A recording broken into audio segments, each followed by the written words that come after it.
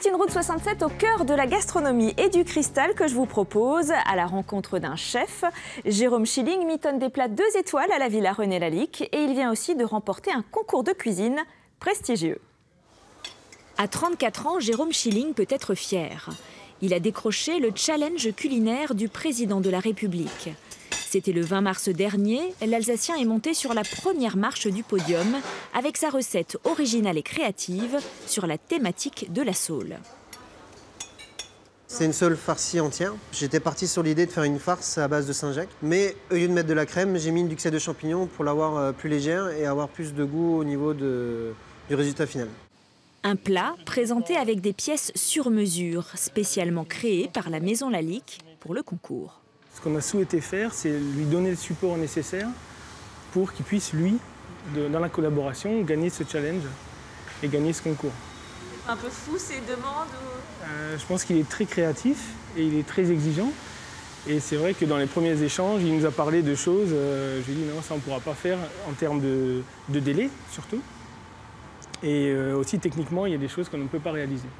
C'est aussi avec son dessert, un chaud-froid chocolat, que le jeune chef a conquis les yeux et les papilles des examinateurs. Le jury de dégustation du dessert a vraiment été surpris par rapport à l'esthétique nette, en ayant toutes les reprises de la pièce cristal. De la pièce cristal. Oui. 2 foie gras pour suivre, 2 cabis bien cuits. L'excellence comme une évidence pour Jérôme Schilling. Il est depuis 2 ans le chef exécutif de la Villa René Lalique.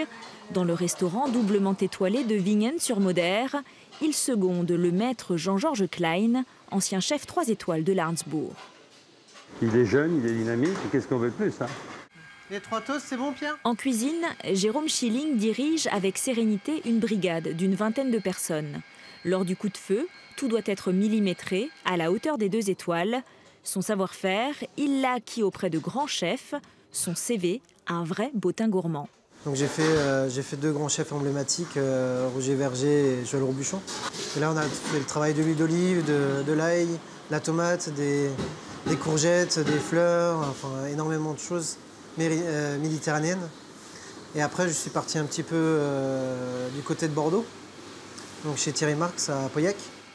C'est ensuite à Lyon, chez Guy Lassauzet, encore un 2 étoiles, que le jeune homme a peaufiné sa technique. Sa cuisine, un subtil mélange de tradition et de modernité, avec toujours un visuel parfait. Après le dessert, le foie gras papillon.